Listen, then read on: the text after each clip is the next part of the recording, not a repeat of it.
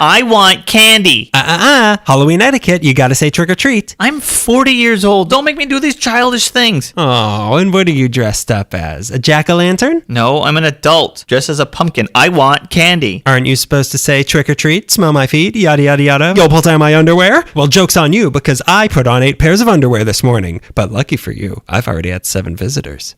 Just give me some candy. All right, here's a handful of big hunk. God, this better be candy. Boo humbug. These are all fun sizes. I came to Brentwood specifically to be given full-size candy bars, Snickers, Reese's, Sour Patch People, Whoppers the size of my head, a Kit Kat you could raft down a river on. This pillowcase is barely tugging on my wrists. I'm gonna have to B&E just get some M&M. Lousy affluent neighborhood full of bums, not just the ones that are trick-or-treating. I don't know. Maybe I'm just getting too old for this. Maybe trick-or-treating is more of a 30-somethings game. Maybe it's time to hang up my Mash the Movie pillowcase once and for all. Well, Halloween ain't what it used to be. What the hell, just one more for the road. What's this? Watterson full-size candy factory in the middle of Brentwood? How irregular. No, it's not. It's Brentwood. Par for the course. OJ's innocent. Brentwood's own. I wonder if anyone's home. I'm home. Who are you? Watterson, welcome to my factory. I make candy. I want candy. Forward. You're supposed to say trick or treat, unless you would prefer a tour of my factory with all the full-size treats you can eat. Full size? Sign me up, stranger who's trying to lure me into his home using candy. I have just one question for you. Do you prefer candy or sweets? Yes. Yes, I do. Then welcome to my factory.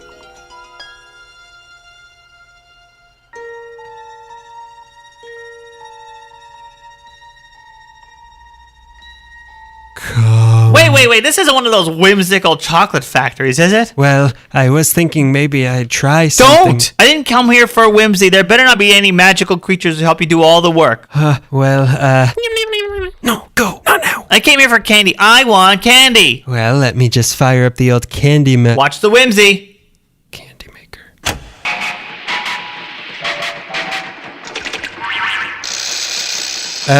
That isn't whimsy you're hearing. It's merely poorly maintained since I have no help here.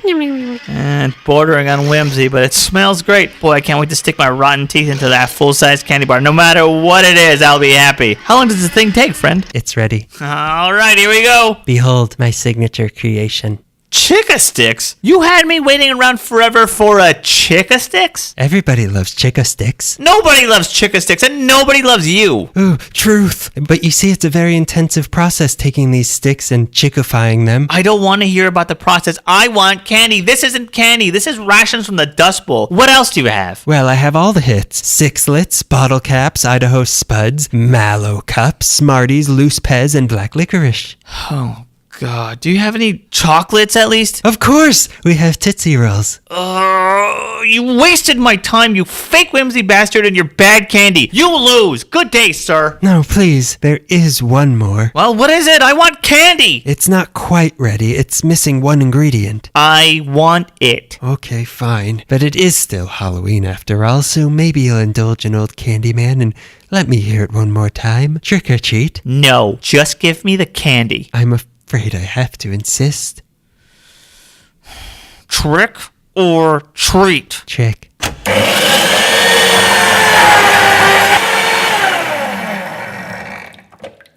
The final ingredient is now in, and my masterpiece is finally complete. Hey,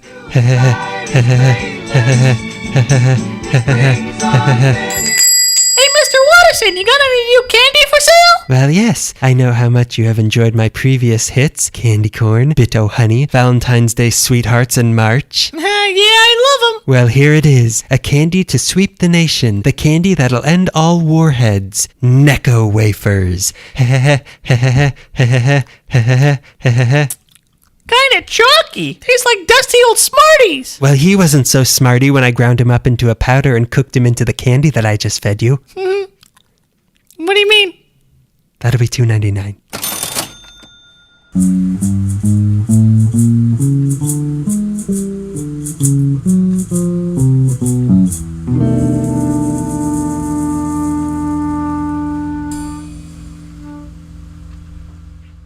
Welcome to LA Meek Lee. Stop clapping. My heart hurts me. It's the non-rhyme robot. Welcome from the echoiest room this side of the other room that we record in. In Dolby Echo Surround. My seat's rumbling. Hi, welcome to episode 58. No, 58. 58. Not there yet. 58. No, come on. I got a little ahead of myself. I did all the research for the next couple of months, so I'm ready for episode 59 right now. I became unlocked from time, so I'm Billy Pilgrim. I'm recording episodes 58, 59, and 74 right now. I turn around. I'm here in November. I turn left. I'm here in September. I look up. It's the Breakfast of Champions. I look down. It's what else did he write? Cat's Cradle. Cat's Cradle. Cats in the Cradle. And it's Christmas time. Oh my God. No. Well, the cat's in the cradle and it's Halloween time. I hate this so much. It's a black cat in the cradle this time of year. And he's holding a mouse. A dead mouse with a 5 for an S. We're burying the lead, and now we're about to exhume the lead. It's October. It's Halloween time. We made it to Halloween time again. Yeah. Lucky us. We're simply having a wonderful Halloween time. I like parody songs, but changing the seasons. You love to sing, and that's something that we never And I love before. to dance. You've been standing this whole time. What are those clogs for? I thought you'd never ask. Da-da-da-da-da. Two broken ankles. It's Halloween time, so this is our Halloween episode. It's not going to be a scary Yeah, one. we saved that for Christmas, as you all know. Canon. Logically. Logically. We're going to be talking about some Halloween-y sort of things. Yeah. Not scary, but Spooky. Halloween-y. Spooky. Not scary. I'm not even spooky, unless you find the resurgence of small businesses spooky. I mean, it depends on the business. It depends what's researching. Profits for people that are bad. Businesses. Who did you vote for? Who are you endorsed by? Are you in and out? Okay, so before we get into the scary things that we already made very clear is not scary. Not scary at all. That was a test, which is scary.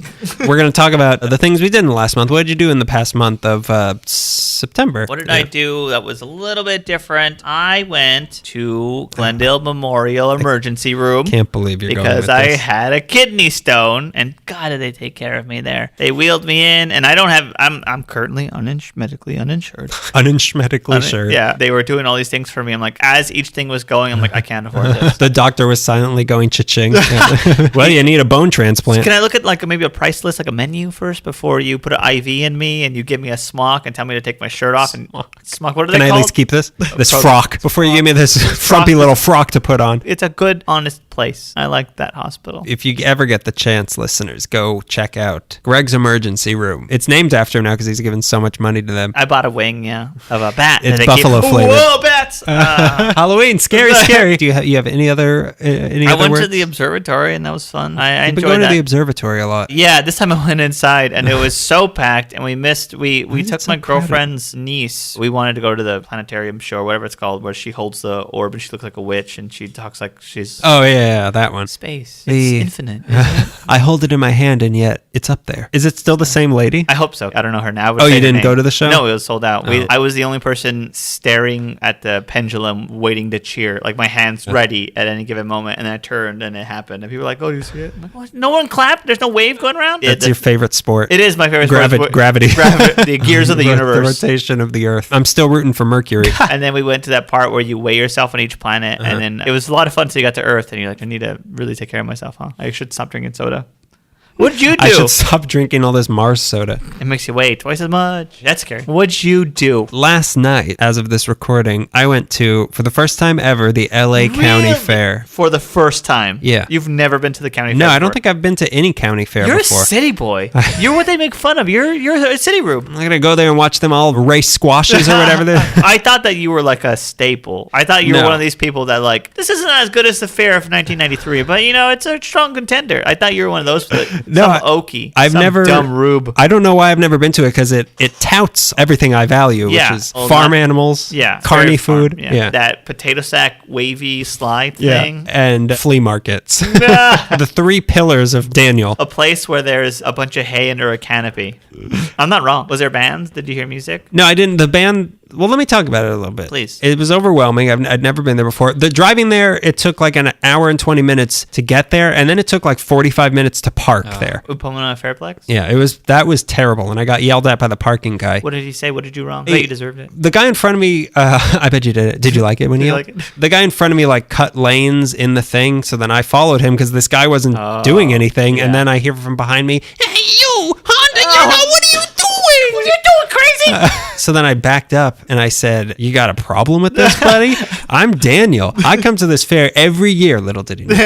Well, let me tell you, they had animals. They had a monkey island there, but it wasn't. It was just 2 monkeys. Okay, that's too many monkeys, in my opinion. Something that rips your genitals off. That's too many things in one place. I didn't take up residence on the island. They were show separate. my piece. I was very submissive to them. They respected me for it. I saw camels. I saw parrots. I ate a ramen burrito. How was that? Not that good. Okay. And I ate a deep fried Reese's, which was also not that good. Really? It's good because it's a Reese's, but it's not deep fried. It's just inside of a donut, pretty much. Okay, that's not it. That's not fair. That sounds kind of good, but That's fair though. one time I split a deep fried Twinkie at the fair with my brother, and I took one bite, and my heart, it was so delicious, but also it was so much that my heart, I remember it squeezing like my heart was trying to make a fist in my chest, and I thought I need to have another one. Are you gonna eat your half? My heart immediately deep fried itself. The highlight of it for me was the pig races. No, describe this in detail. They're like Hunter Thompson. They had, so first off, I did a bunch of blow, and I drove through the desert. I took pig blow. I did blow off a pig's tail. I straightened it out just to blow it. Not blow it in that sense. You mean ruin, right? I really blew it. First off, there's like an MC of the pig races, and that's your future job. I know. I kept thinking, who books this? So, do you take in applications or? It starts with he comes out and he's like, "So here we are, and everybody, here's the animal racing national anthem, and if you know it, sing along." And then he plays off of a laptop, Cotton Eye Joe. So nobody's singing, and he's just standing there. Oh my. Clapping to "Where did you come from? Where did you go?" And it's just playing for, if it's a 3-minute song, it played for like 2 minutes and 45 seconds of just like standing there and everyone clapping. If you ask me what I think is the most fair moment of like the purest moment of the LA County Fair, it's that. Yeah, that's fair. Yeah. And then the races started and it was great. Like each one had a theme. So the first race was like, this one is Gilligan's Island theme. So it was like, here's the Ham Fesser, and they all had names like that. Funny. It was great watching those little porkers. And then honest to goodness. Gee shucks, was that a great time. And then they had duck races, and then it was 3 ducks racing a goose. That's not and fair. then it was that's fair. And then it was 4 pigs racing again. It was great. That sounds fantastic. It was That sounds fantastic. Whoa, you beat me to it. Just like that pig. It was fun. I enjoyed it. I'd never been to a fair before. I'd go again. It was a lot of fun. I wish I had more time because there's like all these different. I got to go to the Halloween pavilion, but they were like, you have 10 minutes. And I was like, oh, please, I'm going to take 20. But there was also a whole rock candy pavilion, which was closed by the time I got around to it. What time did you get there? Like 6:45? Well, after the whole traffic debacle, yeah. I didn't get until like 8:15, and it closed at midnight. Did you ride any rides? No, because they were really expensive. Oh yeah, but you have to buy like per ticket. Yeah, you have to pay for tickets for that. And it's not you pay to enter a place. Yeah, should be something should be included with that. I agree. But It's hey, like cotton candy. Just give me cotton candy. not everything's fair. That's what it says on the banner as you're walking out. Those are. All right, that's enough talking about that. I want to talk about the ER more. George Clooney was working at the ER I was at. The fair's over. Go next year. Cool. I will not go next year, but thank you for inviting me. Boy. Hey, I'm trying to save for Halloween stuff, okay? Maybe if I was talking about going to the Met. Seeing an opera at the Met. That's what you're into. You would like watching pigs race if they were racing to Stravinsky. Is that what you like? I want to go to Santa Anita racetrack. I want to dress in a big white hat or whatever, and I want to whatever dress from Pretty Woman, and then I have the little binoculars, and I'm just watching a golden goose racing. Yeah. No whimsy. Cut that whimsy. All right, so now let's get to our listener question for this month. Yes. This one comes from, how would you put it? Alon Drake _ on Instagram. Alon Drake _ on Instagram. Hello. Yeah. The question is, why are truffle fries a thing? ? All caps, please explain. Again, our reader submissions, very forward, very rude. Very sassy. That's a lot of sass in that. Yeah. Because they're good. That's why. Have you had, I've never truffle had it. fries. I think I had it at Perch. Oh, Perch. See, that could have been my thing this month. I eat deep fried Reese's. This is The perfect This is us. illustration. This is us. We're going to be in season 4 of This Is Us, where Greg is a really highbrow guy who only watches the upper echelon of animals race each other. And I'm just there watching a humble little goat. I only watch extinct animals race because we're a diverse city and we have a lot of different people coming here, starting different food things. What do you think? I don't think there's a why. Again, there is no why. Yeah, because it's a popular city and people are trying to make their mark. Yeah, I mean, it is sort of a highbrow sort of thing.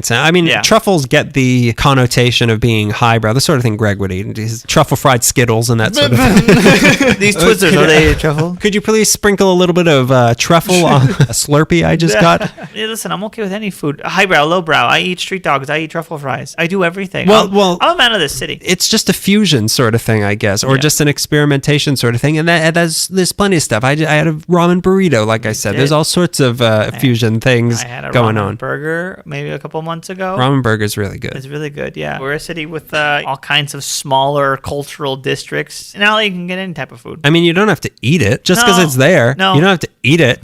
Eat it! Do you want to sing another parody? I can't think of a single one. What's a good parody of Weird Al's Eat It? I wonder if one of the Jacksons made it. Yeah, Teddy. Teddy Jackson. Teddy or Franklin. I don't remember. How about Alexander?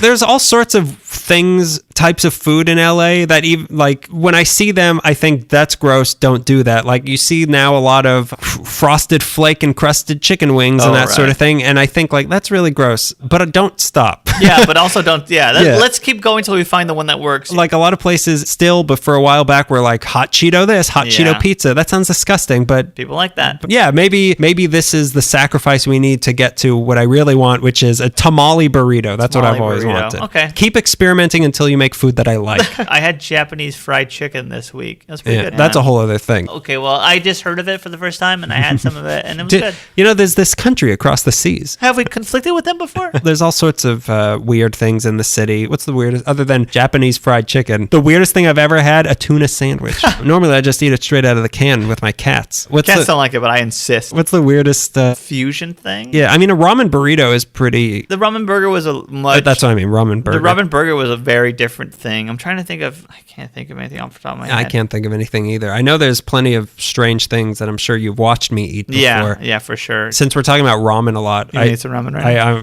Excuse me for a second. Let me just go back in my dorm and get some dinner. I told this to Melissa last night because we were talking so much about ramen, but my friend's cousin's name was Ramen, and I went to his house, to my friend's house one time, and his cousin was waiting outside to be let in, and I went up, and he turns to me, and he puts his hand out, and he says, "Ramen." And I said, "No." Oh my God.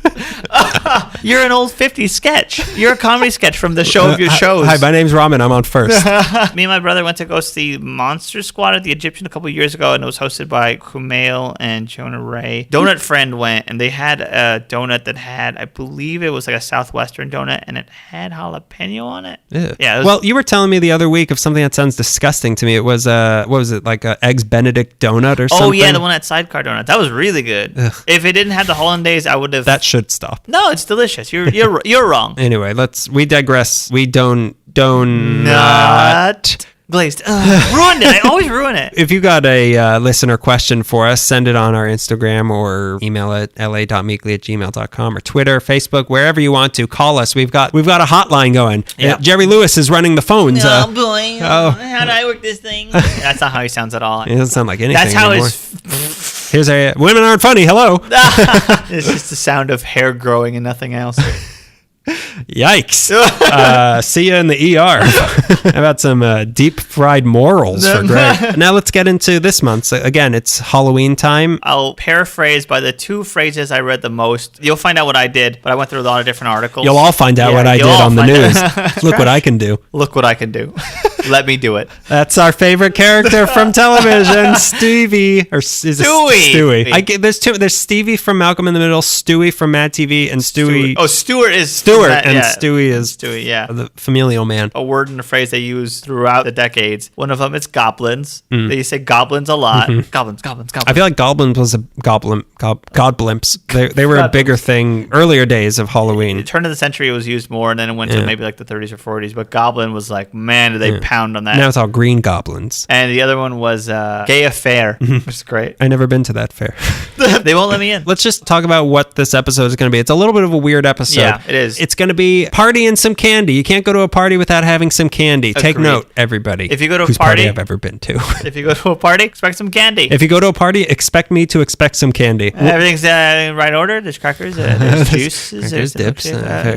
Find out. So, are you freezing the sweets, the candy? Are my Snicker bars in the freezer? Because I also looked in there. Do you have a secret compartment for me, for Daddy? Are you hiding it from the others for me? For me? You're going to be talking about sort of some. I'll tell you what I did up front. Which was, I'm a little confused. We were talking about what we wanted to cover, and you had pitched the idea of like the history of Halloween in Los Angeles, which there's no way to research. Just something easy. Yeah, something easy. And something easy and tangible. I proposed that I was going to talk about Halloween parties of celebrities through the years. And then I went to my old standard. I went to the library articles and databases. I went to the LA Times ProQuest search for, 1881 to 1930 or 50 or whatever. The prime years of I just Halloween. typed in Halloween party. And then I started to find articles that I thought were really funny, and they didn't have anything to do with celebrities really, which I liked even more. It was just like Angelinos having Halloween, and then it dawned on me. So what I did was I'm just gonna read some things I found when I typed Halloween party, and all these things happened through the years. I think that'll give us a taste of what. That's pretty much as close as we're gonna get what we're looking for. It's gonna give us a taste of what Halloween looked like throughout the decades. And I picked a couple from I try to go every decade, but I missed a couple. And then I'm gonna round off with little movie locations.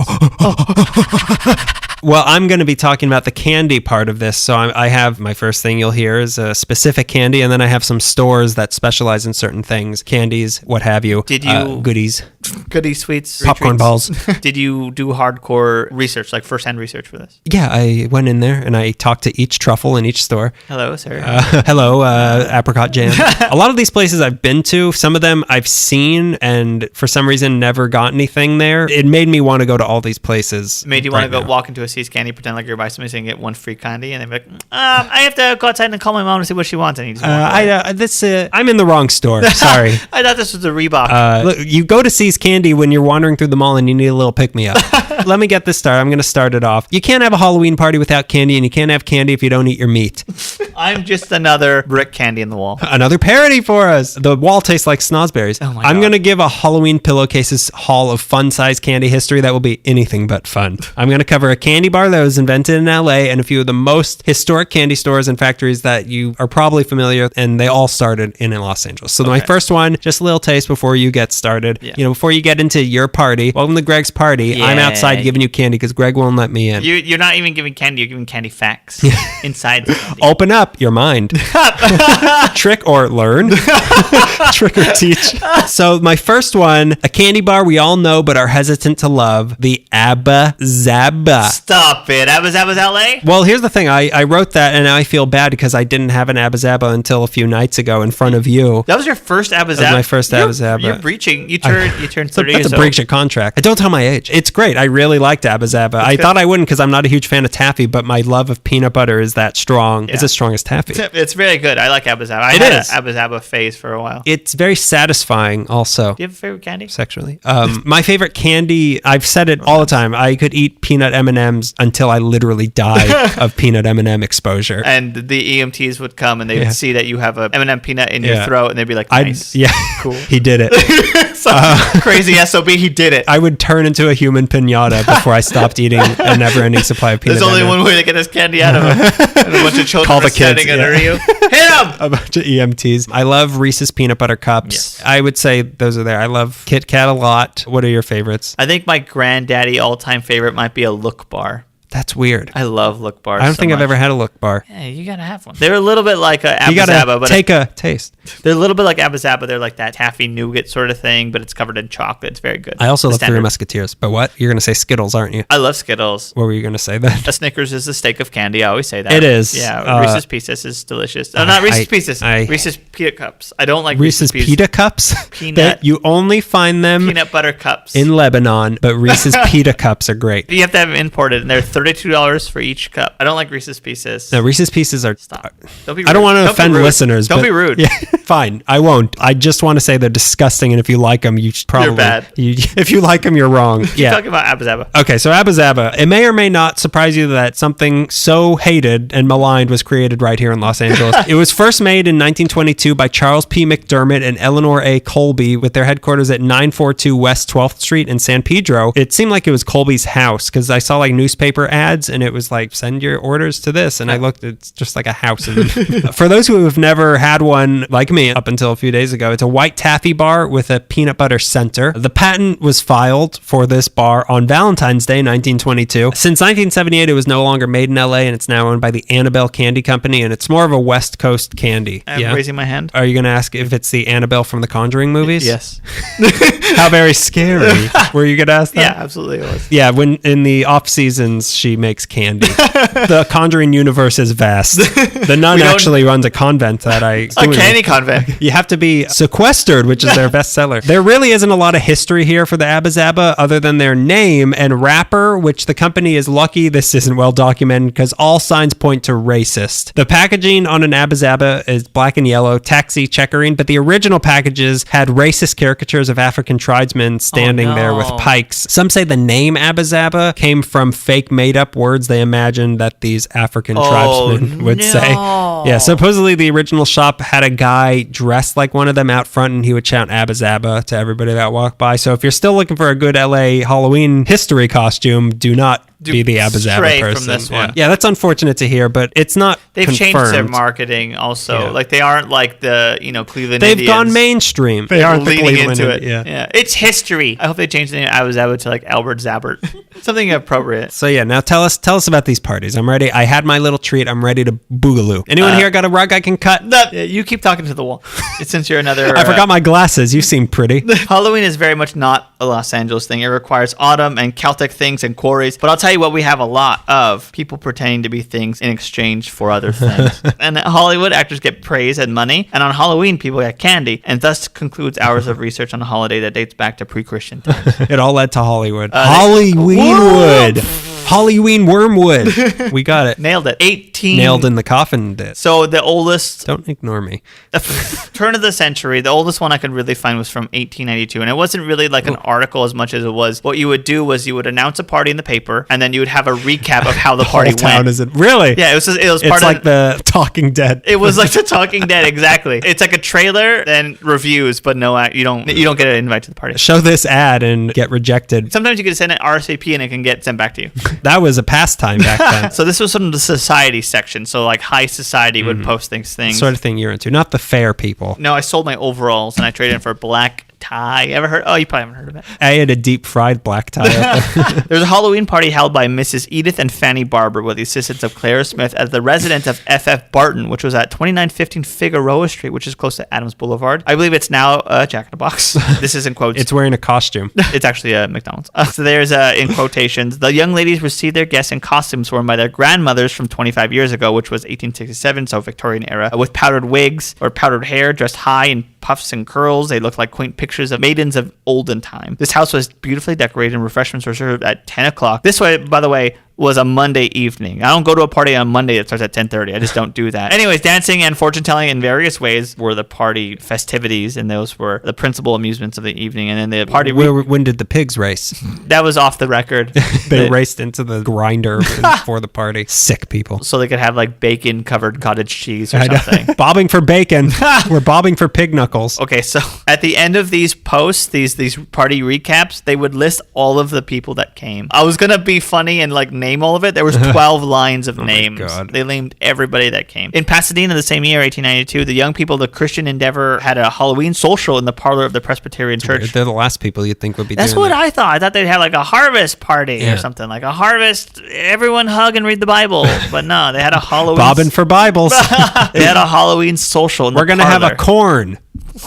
Trick or treat. No, just take the corn. The treat is God's word. They had a social in the parlor of the Presbyterian church, which was all costumes and goblins and dancing. My favorite phrase they used to describe the live band was a ghost orchestra. Huh. That's neat. Yeah, like the one who played in Hocus Pocus? Yeah. Wait, no, not in Hocus Pocus. Those were witches. I'm thinking of the one that played in From Dusk Till Dawn. Playing with the big stand-up bass that is a human body. Yeah. Yeah. Ghost orchestra. Church stuff. Ghost orchestra is also what I refer to as the band playing on the Titanic.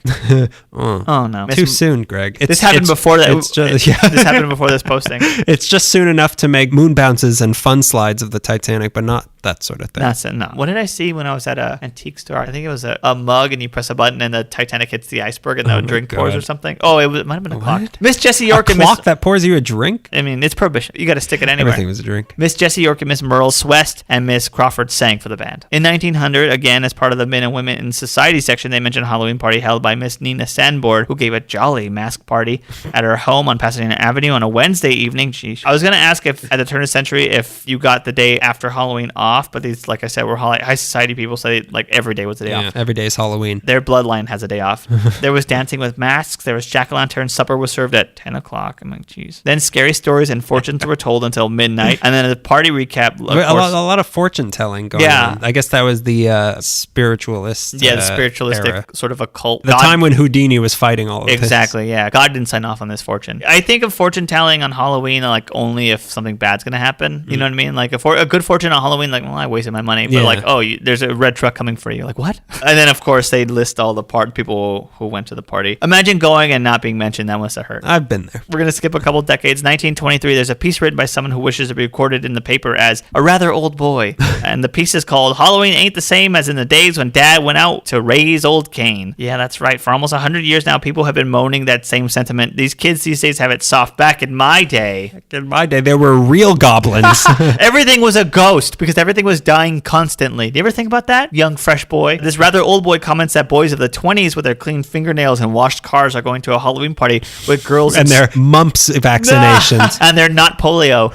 They're going to parties and girls in starched dresses and sashes, and they all play games and they eat cake and drink lemonade. Not this rather old boy. This rather old boy in his youthful days would go to Old Man Benecke's place with the purpose of stealing his prize stallion. Old Man Benecke happened to be in the barn, popped up from behind a pile of hay. This is his anecdote from the past? Yeah, a pile of hay, and hollered at that rather old boy and gave him a 20-yard head start before he fired a double barrel full of rock salt and black powder, which that rather old boy was picking from his bottom for months. Youthful hijinks. Mischief. Bullets these days. What's funny about the story and the whole article is that it's the exact old-timey mischief we assume Halloween is all about, but we rarely hear about. Like, we always hear about, like, Halloween mischief, but, like, it's fun to actually hear a story like, I tried to steal a guy's horse, and he shot me in the bottom. He shot me in the bottom, and I was picking it out of my bottom for months until like Christmas. Give me candy or I'm going to dress like the devil and steal your horse. That's what Halloween used to be. In 1903, the YWCA, who need a Village People song, they need one too. Young woman. Nah, they're all nervous and sweating the whole time. Maybe women like this. They held a Halloween party in their gymnasium. I love this passage in the entry in the social world section of the paper. Through a dark and gloomy underground passage with green lights emitting a fitful glow, two black-robed figures, one tall and one short, emerged from the gloom and welcomed the guest. Laurel and Hardy. One of them had a hat, was mean to the other one. Welcome the guests with clammy, kid-gloved hands, which I don't know what that means. Kid-gloved hands. Doesn't that mean like gentle? I guess so. I also imagine take off the kid gloves. I imagine they meant like the gloved hands of children. That's the worst phrase I've ever heard in my life. The gloved hands of children. I'm writing that novel. It's Michael Jackson's childhood biography. That gets cut out for sure. No, not that sense. I was talking about because he wore a glove. All right, I guess it works both ways. It does, doesn't it? I didn't. No evidence. Not thinking about it. No evidence. No evidence. He only wore one glove. They had proof of the other stuff. So they had readings. I guess they had spooky story readings from what I could tell, and during which the ghost mentioned in the stories would emerge and take charge of a kettle of witch's broth. I don't know what that means. There were pee in the jug. There were fortune tellers at the party, of course. There was also weird. What year was this? 1903. Okay, so we're still in the fortune telling goblin. Yeah, there was this quotation game. I don't know how this relates to anything, but okay. Remember, this is a women's club, YWCA. There was a game where there was 10 lit candles on the table, and he told how many years before a girl would get married, and you would blow out the candles, and the candles that would stay alight represents how many years you have left before you find your betrothed. And then there was a huge pumpkin bearing all the letters of the alphabet hung from above, and someone twirled it, and you had to hurl a spear at it. Oh my God. And then you find out the lover's initial. You can only play that game once, though. Yeah, that's really, unless you have like a fresh supply of giant pumpkins. Keep the pumpkins going, which we know the YWCA was known for. They call it a spear, but I bet it was a dart. It was a pike. It was the Young Amazonian Women's Christian Association. And they rode in on horses. That they stole from Old Man Williams.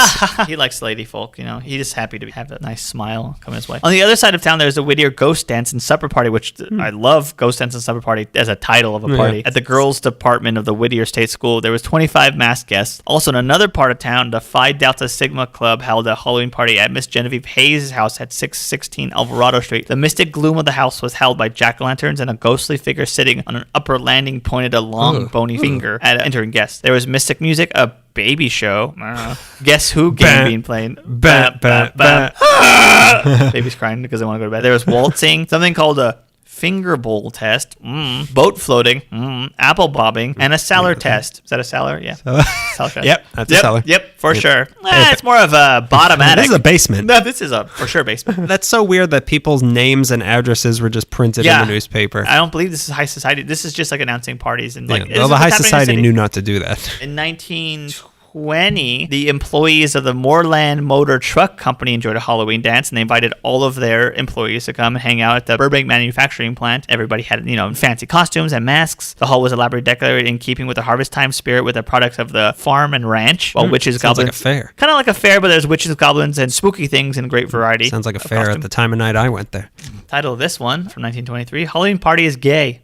Happy. Party at the Coconut Grove in 1923. It sounds like very elitist black tie crap because, first of all, very literal usage of the word gay affair over and over and over. Very gay affair. There's a gay 20s. It is the gay 20s, and it's fly, and everything's fine. It's fly. The fly 30s. There's 1,000 guests. Oh my God. Goblins and black cats present. No celebrities in this. They were mentioning what everyone was dressed as, and it's like none of it's fun, and it sounds like a cultural appropriation con. Like just for kimonos and Burmese costumes, authentic from the Orient. Russian gala dresses. Someone was dressed like the Queen Bess. There was a ballet costume where someone was dressed like a Russian peasant. There was a Brahms costume. Someone had an Egyptian dress, and someone thought for Halloween I'll just dress like in Hawaiian.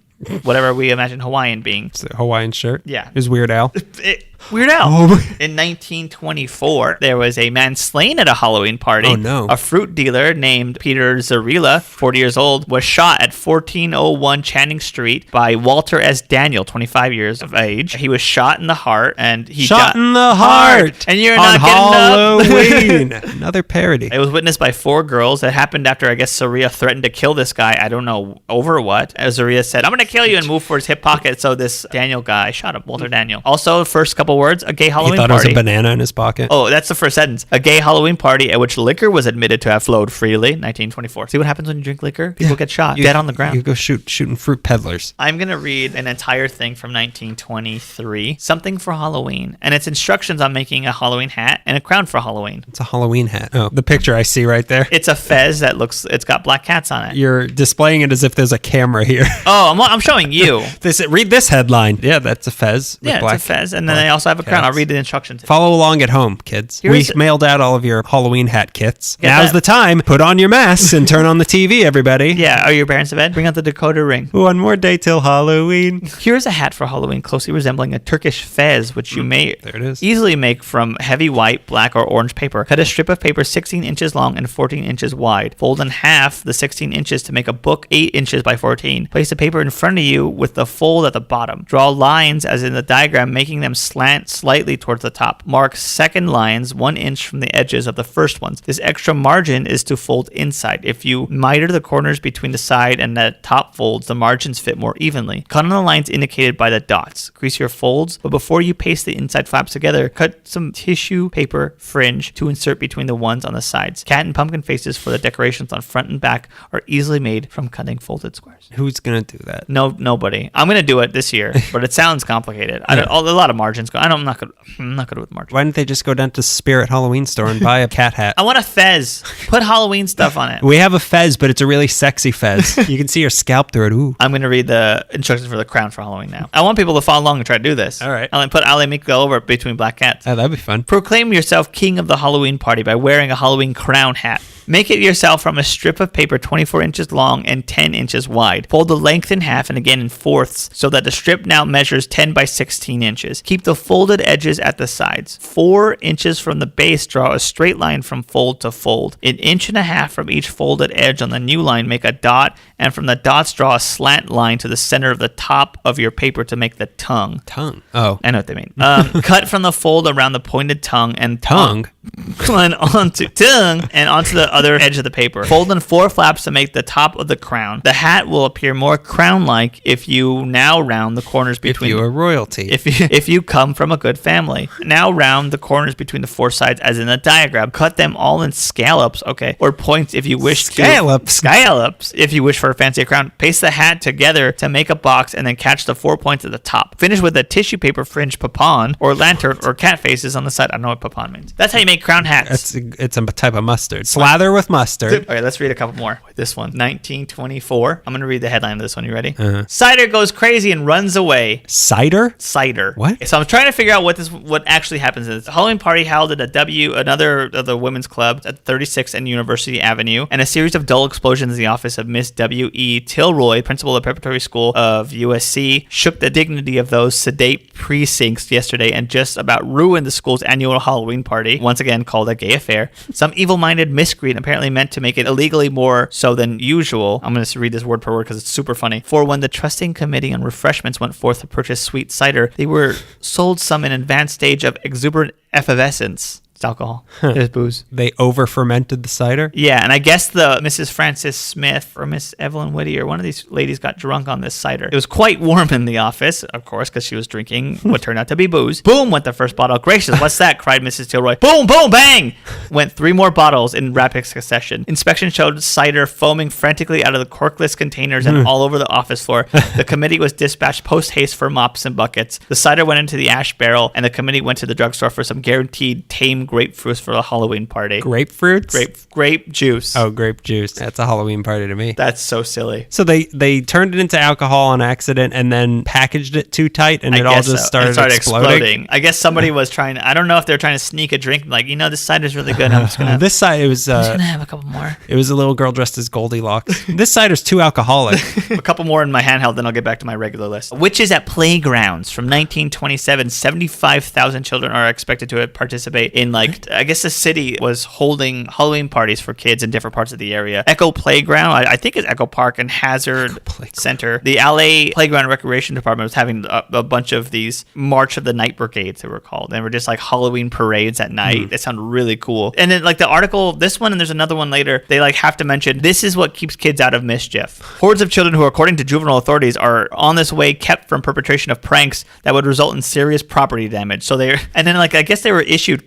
the costume room of the division of the drama and pageantry of the LA Playground and Recreation Department has issued hundreds of fantastic articles of dress for the participants of these things. So Yale Street, they had a night of... Wait, they provided costumes for kids. That's pretty cool, sounds right? gross, but it's pretty cool. It does sound gross. It sounds really gross. I didn't think Would you ever want to wear anyone else's Halloween costume? Like when you imagine mask? the saliva right there. Yeah. Oh God, imagine it was wet. Ugh. Imagine it. I like it. They had a weenie bake, a Halloween drama, community sing-alongs. There's impromptu dances. Terminal Island will celebrate with an old clothes parade, a terrible ghost story with howling chorus. I got a terrible ghost story for Terminal Island. Yosemite Playground, where I played baseball as a kid. They had Yosemite Playground. Yeah, that was in Eagle Rock. If that's the same one. Jack-o'-lantern parade, a costume parade with prizes, bobbing for apples, pumpkin throwing, community singing, children's games, dancing, Chamber of Horrors. Arroyo Seco Playground had a bonfire, weenie bake, peanut scramble, and many other Halloween stunts. What is a peanut scramble? I don't know what any of these things are, but they sound great. We're going to throw a turkey at a pumpkin. Yeah, do it. We're going to have a gobble plea. Yep. Wow. No way, another one? How'd I get so lucky? In 1927, there was a Whittier community party with Halloween. Look at these old-timey costumes. I would try to describe it, but they just look like 2 people are there to cure the plague. And then the other 2 are victims of the plague. Victims of plague. One of them's the Lone Ranger, but it's a lady.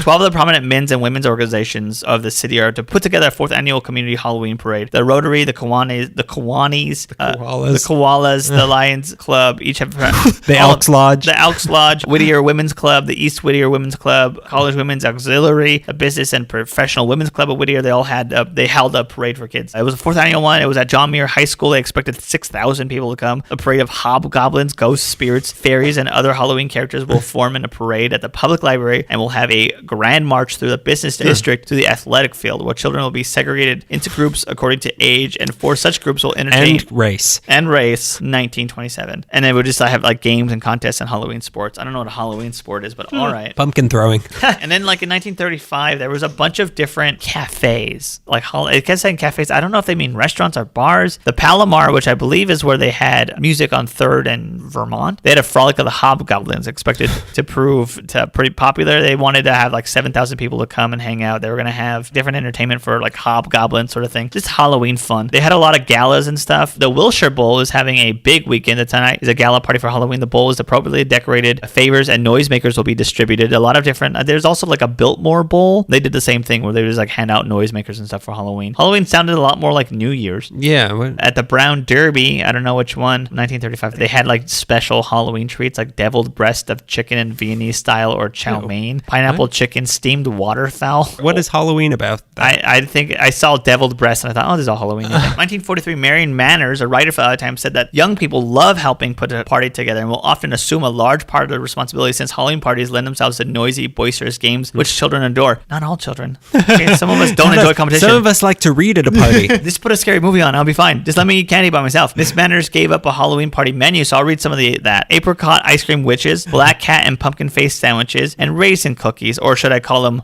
raisin from the grave cookies. There's such an emphasis on kids games without naming a single kids game in this article. It's so funny. Kids love games, right? We have all the kids game. Backgammon. Here's my suggestion for a kids game. Lock someone in a dark cellar and count how many seconds their voice gives out from screaming. I call this game Cask of I'm Gonna Tell Mom. Cask of My Mom Tattle on You. In 1950, the LAPD reformer Chief William Parker announced first that the police... No more Halloween.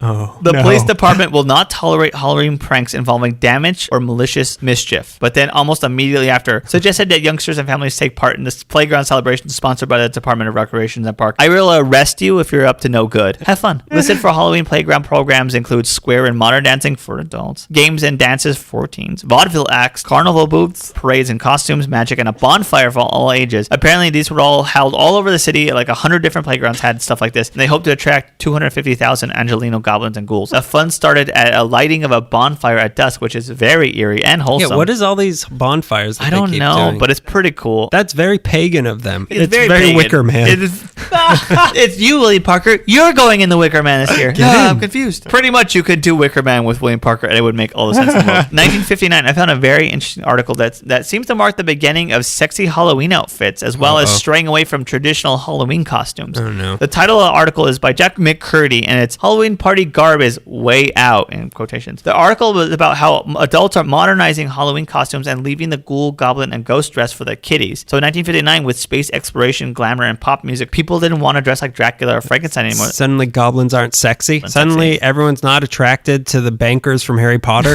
They wanted to dress up like aliens and spacemen and purple people eaters. That's what they want. It was 1959. They wanted to dress like fun stuff. This was 20 years after Forrest Ackerman and his sci-fi loving nerd pals invented cosplay and pop culture convention. So they were like some of the first people like, I want to dress like space. And like now people are like, I think that I'm going to dress like Neil Armstrong. Not even a thing yet. I'm going to dress like the first man on the moon. What would his name be? Neil Arms. Two things. Buzz Aldrin. My favorite thing in this article is stating how the tastes have changed. Mentions adult Halloween fun seekers want to look like a lot of things, from 1980 moon dweller to a caveman. It was written in 1959. They're like, 1980, imagine a man living on the moon. Well, that moonwalker, the one with the child glove. It's a child's glove. It was on a child. Now it's on him. See, you made it. I follow your lead. Monkey see, monkey do. Monkey see, bubble do. Supernatural out, space in. That's my last sentence of this. In 1973, I don't know what happened in America, but making punch for parties was in. They called it witch's brew. Some of the punches, autumn fruit punch, which mixes orange juice, lemon juice, apple juice, and ginger ale. There's spice Halloween punch, which mixes carbonated grapefruit juice, orange juice, limes, cinnamon, and cloves. There's It's disgusting. all of these do. Witch's cocoa, cocoa with cocoa and coffee, and then the drinks for parents. Big apple knockers, which has a red apples, lemon juice, apple juice, Talk and about vodka. sexy costumes. And then orange wine punch, which is like white wine, champagne, brandy, orgeat, syrup, and orange juice. I don't know why. Yeah, I don't know why punch bowls were such a thing. But I know growing up, I was terrified that someone was going to spike the punch bowl. I was kind of nervous about that too. Whenever there was the hint that a punch bowl might be there, I was afraid to drink out of it. And here's the weird thing with me was that it wasn't a punch. Like you can put a bowl, like a giant bowl of punch in, and I don't consider it a bowl until I see the ladle. Yeah. And then I'm like, now it's a punch bowl, and now I'm scared of it. What's this basin of punch? In October of 1984, the year I was born, Halloween parties seem to be a child's thing, and parents are responsible for it being a hit with spooky party snacks. Also, a weird line I caught was, to satisfy the young spirits in your house, a Halloween party for the kids, their friends, relatives, and neighbors that will include the fun merriment of trick-or-treating in the safety of your own home. So they wanted you to stay home. And I thought about that. Door to door in your house. Trick-or-treating in your home. And then I thought, oh, this is 1980s America. Post Johnny Gosh, post Razor Blade in your candy myth, post Chicago title murders. Yeah, maybe we'll spend this one inside, not taking candy from strangers this time. Go knock on the bathroom. Yo, you love knocking on doors so much? Go wake your grandma up. She has candy, I She has swear. candy, okay? Ask her for candy. The article from Tony Tipton suggests decorating the table with orange and black and create a color theme with tablecloths and napkins. I don't disagree. A bowl of apples and a jack-o'-lantern. Sound advice year round. Bowl of apples and a jack-o'-lantern any day. All very standard. Nice touches, though. Hanging a paper skeleton to the front door, which is a twist on a thing I used to love, which is hanging a real skeleton from a paper door. Tipton also says that children love playing pin the tail on the black cat and bobbing for apples, which I never liked those things. Were you either? Were you a bobber?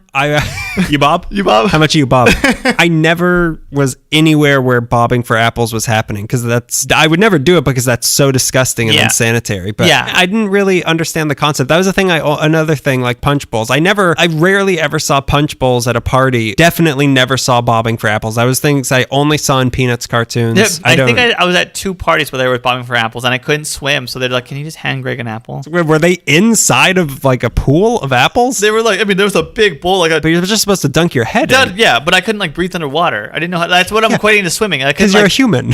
Yeah, exactly. But I couldn't like dip my face. I was like really young and I couldn't dip my face and do all the things without like snotting all over the water. So like just hand Greg. See, that's why I didn't want to go. Pin the tail on stuff. Maybe like once I ever did that. I didn't like it. I don't care for that. I don't like games. I don't like competition. I don't like creating monsters. Yeah. I rip the tail off of cats. That's what I do on Halloween. And they say that there's something wrong with me. And they say that, hey, maybe like plastic knives for him. Here are some treats that Tipton offers recipes for: pineapple goblin drops, jack-o'-lantern tarts, which is pumpkin brew, which is not a beer. I think it's like a shake or something because it's got like canned pumpkins, brown sugar, ground cinnamon, ground ginger, ground nutmeg, a cup and a half of orange juice, 4 cups of vanilla ice cream, and licorice candy sticks. So I deduce it's a sugary drink. It didn't sound sweet. It's also got recipe for scarecrow caramel corn, yes, fiendish fruit cheese kebab, Ew. ghoulish cupcakes in a cone, bon appetit, Halloweeners, and haunted hamburgers. The cow had unfinished business. My friend Alberto likes to make mummy dogs. Really? They wrap them with like Pillsbury dough. That's adorable. Yeah, it's good. Not just adorable, it's good for you. All of the recipes in there are actually good for you. And okay, good stuff. 1988 on Hollywood Boulevard between La Brea and Gower, a riot on Halloween night broke out. La Brea and Gower, that's a huge swath. Yeah, it's a huge swath. What they were calling was an unofficial Halloween parade. It might just be a riot. It might be an October 31st riot. A flash Halloween parade. I have no idea what that means, but apparently there was a silent agreement amongst 100,000 people to have a Halloween parade in Hollywood, and 12 businesses were extensively damaged, including the Brown Derby on Vine in Hollywood. Oh, no. Rioters smashed the front windows of the Brown Derby to swipe bottles of wine. There was a heavy metal music shop called British Imports, and they had $130,000 worth of merchandise stolen that night. Oh my God. They broke the windows, took Heavy everything. metal? Heavy metal music shop. Heavy metal's worth, well, it is a heavy metal. It is. It's worth its weight in inventory. They started throwing things at police on horseback, which is not advised because you can cool down a cop maybe, but that horse is mad. You can't stop an angry horse. There's just no trying. Police Captain Rick Batson is quoted as saying, "A large percentage of the crowd was made up of women and children, so we had to really be careful not to stampede the crowd and panic it. The unruly mischief makers baby riot lasted. Try not to kill them. There might be a kid. I saw a lady, so we're not going to stampede a bunch of men to death because people are stealing stuff. Welcome to the Titanic rules. This thing lasted for 3 hours. In 1993, they offered a good list of Halloween activities. And if you thought you had it rough when you see on Instagram you missed an event that sounded cool, try reading a 25-year-old listing of Halloween things and getting mad at your mom in 2018 for not taking you in 1993. That's what I went through. Is the party still going? In Encino, there was Castle Frightmare, and it was a haunt at the National Guard Armory that's on Victory and White Oak, that big field there. Yeah. I call it the only interesting patch of sightseeing on the Orange Line. So here's a description. You get to see...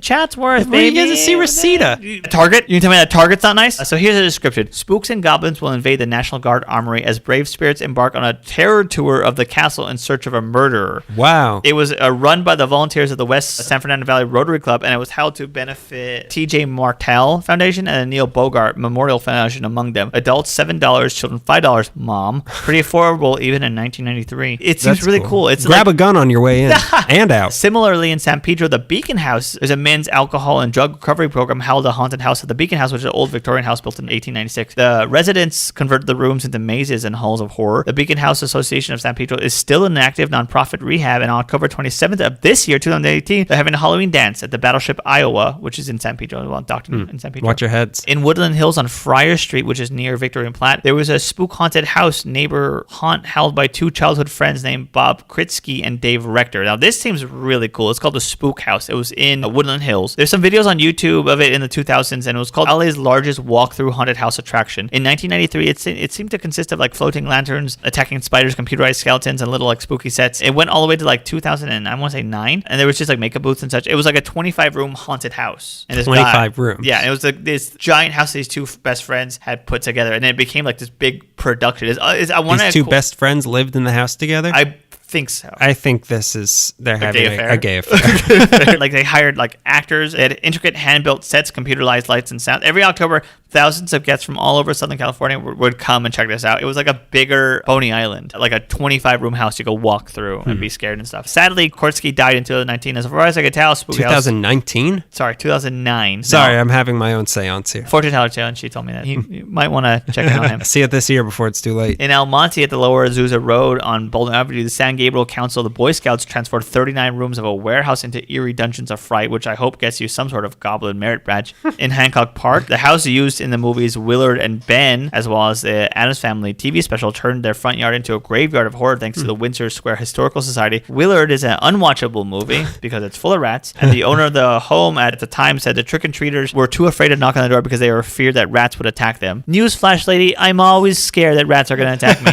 I don't knock on any doors. I wear galoshes all year round. The Willard house is at 637 Lucerne Boulevard, which is now Wilshire near 6th. That's some of my favorite things I've read searching Halloween parties. But let's bring up some more things that happen throughout the year. Boney Island's reopening. Charge you a little bit of money, but it's reopening. There's a lot of theme park mazes. There's, you got your Universal Horror Nights. You have Scary Farm. You have Disneyland's doing a Halloween thing, which I'm not crazy about. That one's a little too scary. Yeah, they have a haunted hayride. They have the Six Flags thing. Yeah, Six Flags. But there's a ton of backyard haunts, and then they have House at Haunted Hill and all that in Woodland Hills. Sinespia, of course, is doing. We're going for October 20th to see Halloween, which my girlfriend's never seen before. I'm so excited to be like, do you find this scary or what's the deal? Like, am I supposed to find this scary? doesn't hold up, right? The music's I just want to great, make sure. And speaking of Halloween, Haddonfield is actually shot in 2 areas of Southern California, and it's all very easy to find. South Pasadena has Michael Myers' original home, and then in Hollywood on Orange Grove, they have Annie's house, which most of the stuff takes place on. That's where Michael Myers, the Shape, attacks Laurie. I'll give you some addresses if you want. Even better, though, if you take the Gold Line and get off on the South Pasadena stop of the Gold Line, you're standing right at Michael Myers' house. They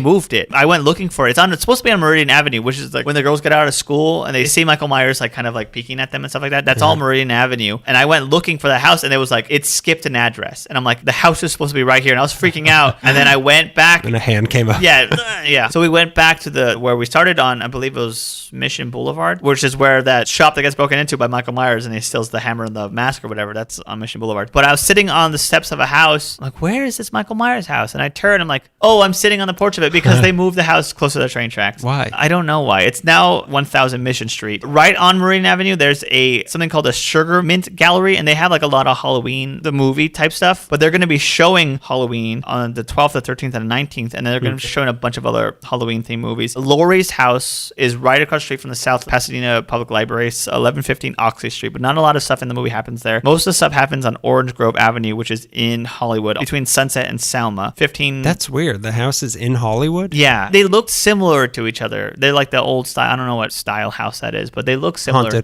Haunted. There's no ghosts in Halloween. Sorry. I had to dress one ghost. 30. The ghost of how movies used to be. 1530 North Orange Grove Avenue and 1537 North Grove. Those are the 2 houses where most of the stuff happened. These are all private residences, so don't go knocking on doors. But if you feel like taking a picture, feel like seeing... But if you feel like grabbing a knife. And That's all my spiel. maybe 1 or 2 years ago was the first time I really started taking advantage of the backyard stuff people do. Yeah. And the like displays and stuff they put on. But I really want to do a lot this year because I don't know if especially, but definitely in the Valley, people who work in movies and just people who love Halloween put so much effort into these things. And you can, for free or just like a small donation, please send in your money. You can go through these like pretty good mazes. Yeah. It's very cool. I like that that's what Halloween has become. It's I mean, I guess there's still parties and stuff, but for me, I feel like that's more Halloween now, going to these sorts of things. Yeah, I think I'm done doing Halloween parties. This year, there's two things I'm super excited about.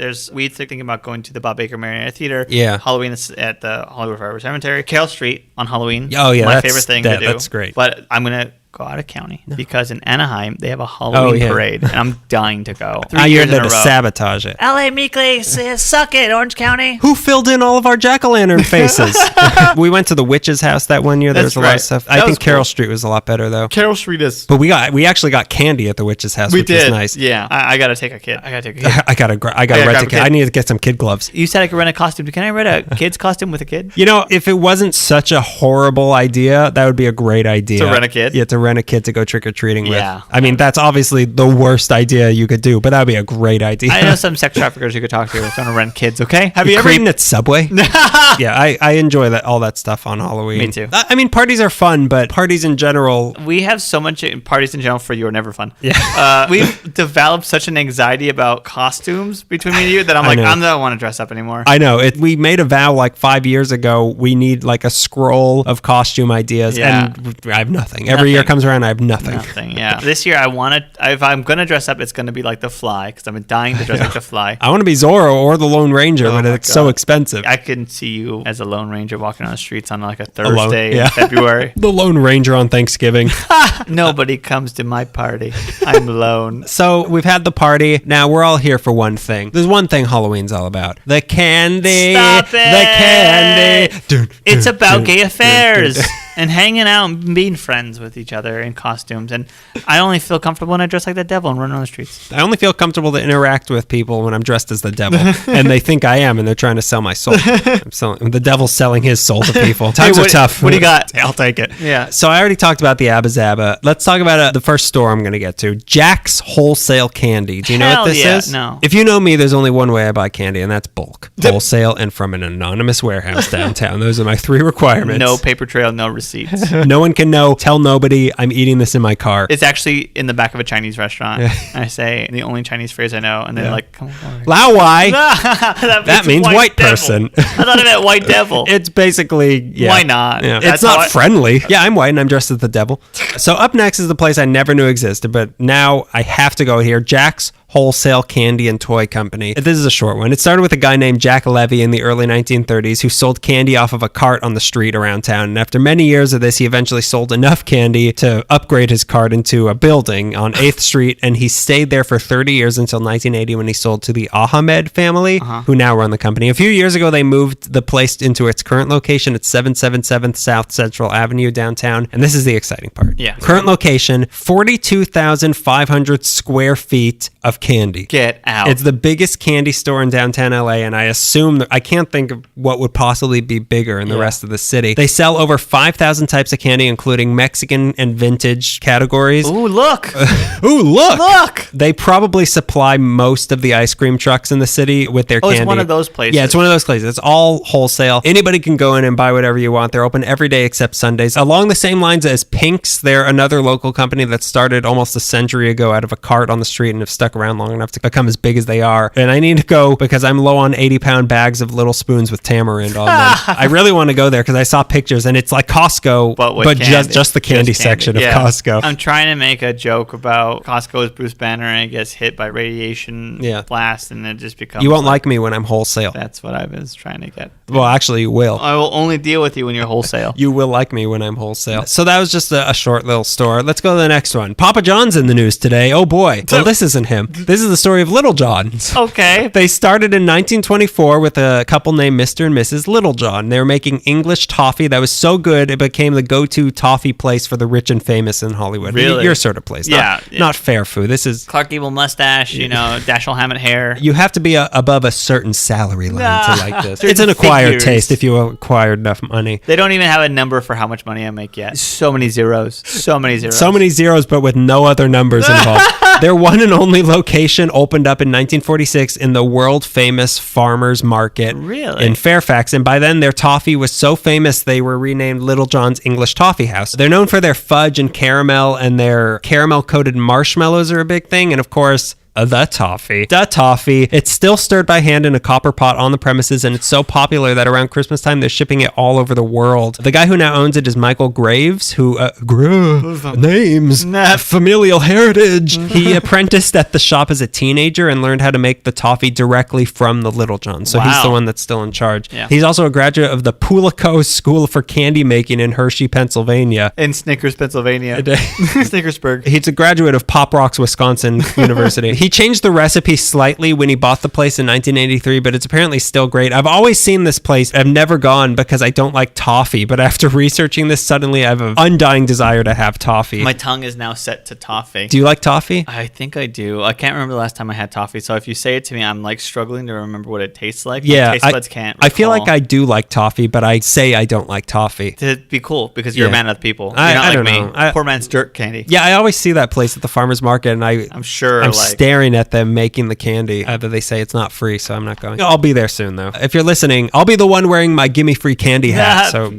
follow Let's the see rules. if it works. Follow the rules. I set an easy guideline to follow. Give me free candy. So my next one, here's another. This one's, the stories are getting bigger and bigger. It's like Jiro Dreams of Sushi. I'm curating the flavors here. It's getting more complex as we go along. I wish the listeners could see the face I made right now. Big eyes, money signs, because clearly I'm a star. This one is Edelweiss. I didn't know about this until a few years ago. I don't know about this. Beverly Hills. That's where I want to eat. Candy, chocolate in Beverly Hills. I told you I'm a star. God damn it. Go ahead. What's this place called again? Edelweiss. German. No, shut up. This place opened in 1942 as Candy Roundup by a woman named Grace Young. It was and still is located at 444 North Cannon Drive in the throbbing gilded heart of Beverly Hills. It's right by Rodeo Drive. It's in that general area. Oh, okay. So I'll never go there. Yeah, it's the sort of place that you pretend that you're a part of, but you're really a fair folk. I go there all the time, okay? I'm there. That's my county fair, Rodeo Drive. Candy Bites, I go there all the time. I have some deep fried Gucci. So because of that Beverly Hills location, it quickly became a place for our old friends, the rich and the famous, to get their chocolates and I candies. hope that they're still eating candy. Hope that they get theirs. I hope that children in Russia eat candy. One of the most popular items here were her marshmallows. So they were so popular that she would only make them when the store was closed so that nobody could see what she was doing and steal her recipe. The secret ingredient was people. Her biggest contribution to the world of candy is that Mrs. Young is credited with inventing the chocolate-covered marshmallow right in this store. Really? In Beverly That's an Hills. LA thing. Yeah. So, but eventually, after 31 years in business, Mrs. Young had to go off to become a marshmallow herself,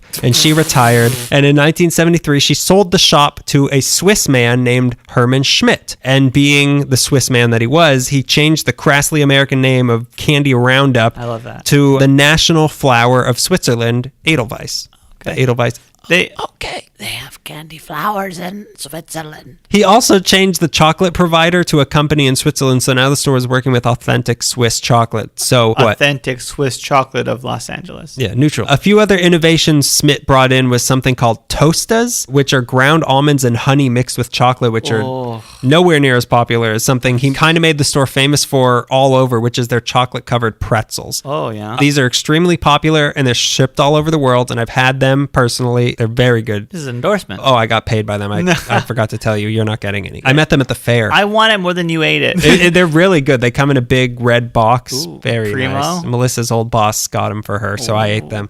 What I can't vouch for, though, is that supposedly these were the first chocolate-covered pretzels ever made, and Schmidt invented them right in the shop also. That's what they claim. I don't know about that. I feel like I could have come up with chocolate-covered pretzels, and if I could have come up with the idea, that means that it's like centuries old. Well, it's easy to come up with an idea that you've had a million times, and I mean, looking at the scale you're standing on right now, I'd say you've had million times chocolate pretzels. You're calling me fat. Yeah. You're, I don't know. You're I was saying, going one direction. I decided to call you fat.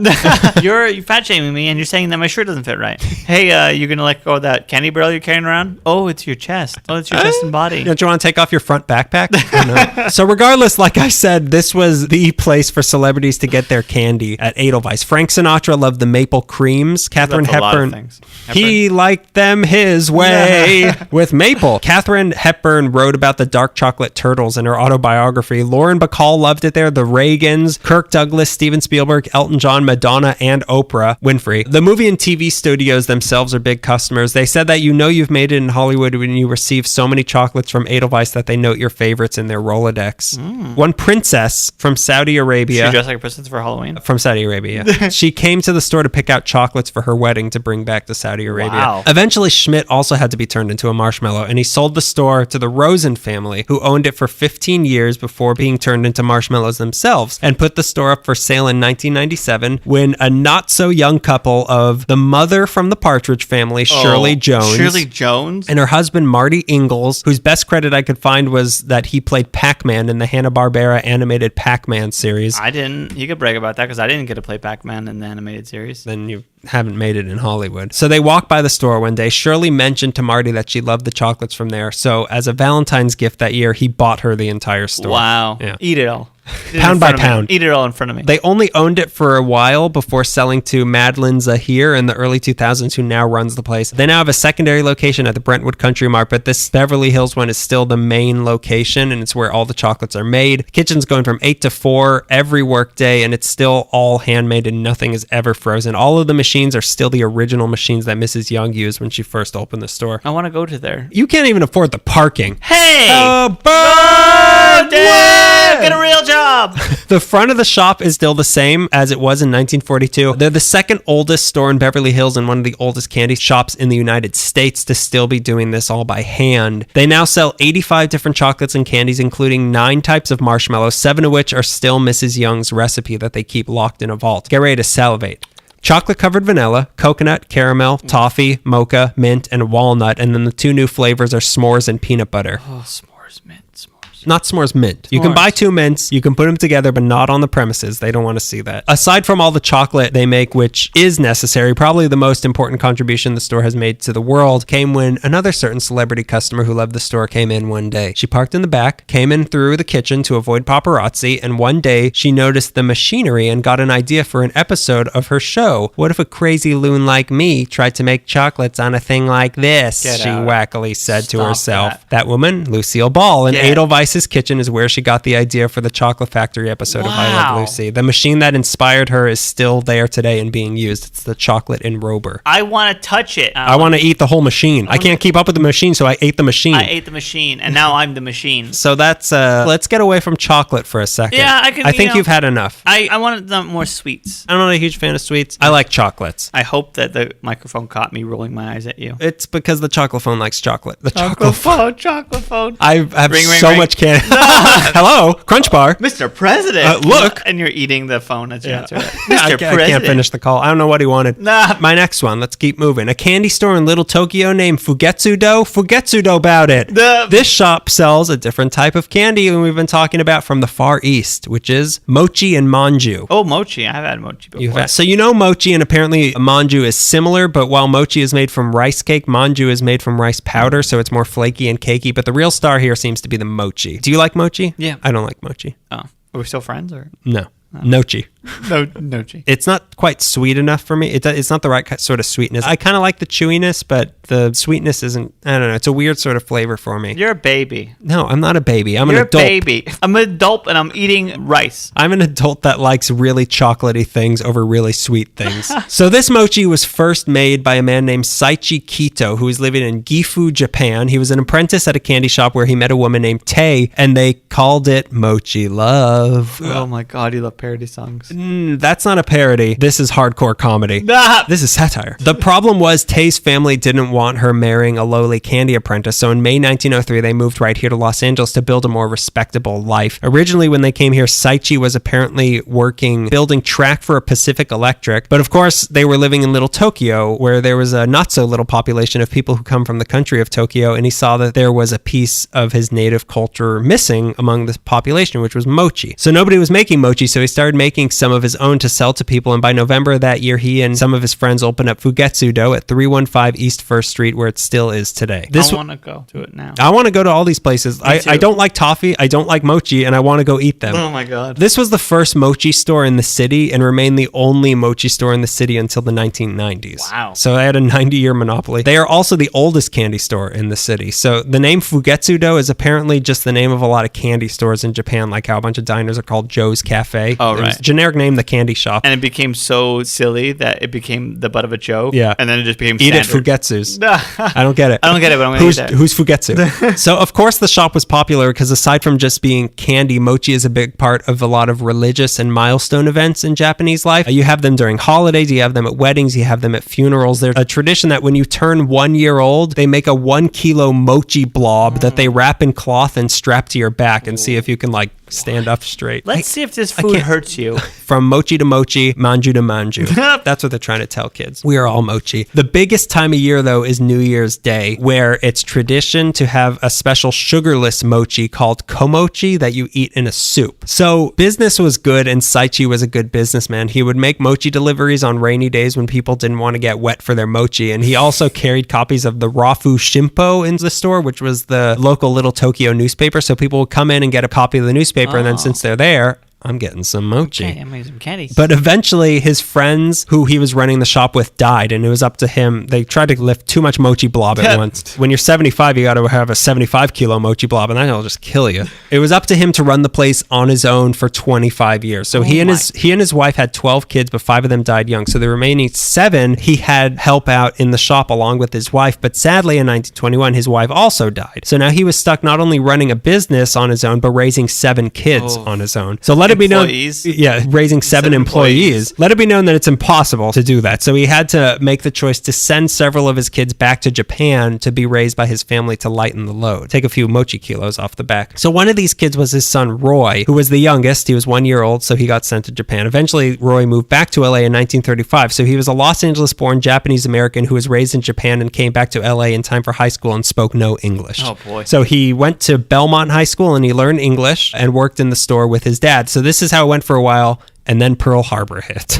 Not kind to the Japanese Americans. No. Then came Executive Order 9066, and Japanese Americans were forced into internment camps. This included Saichi and Roy, which is my favorite act in Las Vegas right now. They had a week to evacuate, so they had to give away their equipment to be stored somewhere and sell all their candy at discount, which was a great time for you if you loved mochi but hated the people who made it. So they were sent off to... torn. I'm torn. I'm torn. I want all your mochi, but I don't want you. They were sent off to an internment camp in Hart Mountain, Wyoming, and they tried to make the best of it. It didn't take long before people found out that Roy and his dad knew how to make mochi. So people in the camp started giving them their sugar rations, and they started making mochi for everybody in the camp. So Roy even met and married a woman named Kazuko in the camp. And as nice as all this sounds, they were in an internment camp. Yeah. It was still horrible. They were locked up for 4 years, and when the order was finally lifted, they were able to return to Little Tokyo. But as we learned in whatever episode we talked about, it was not the same when they came home, and they didn't have a house anymore. So they slept at the Koya-san Temple at night, it's hidden in that main plaza there. Roy and his dad wanted to get the store opened up again, but when they tried to get their old equipment back, the person holding it for them told them they owed 4 years of unpaid rent on it, and they had no money, so they lost all of their equipment. But the call of the mochi was still too strong, so Roy got a job as a waiter in a restaurant, and on May 5th, 1946, Roy and Saichi were able to reopen Fugetsu-do, same location with the help of the Tanahashi family, and things started to get back to normal. The store still in the same location. From 1956 to 57, they remodeled it and temporarily moved to 2nd Street during that time. But other than that, it all happens there, and it still looks the same today as it did since that remodel. That's great. In the 50s. 1986, it's been run by Roy's son, Brian, who looks like a Japanese version of Melissa's dad, meaning that he looks like a Japanese version of Jim Croce. And as proof of this, when I was watching an interview with this guy, and Melissa walked over and said, "That guy looks familiar."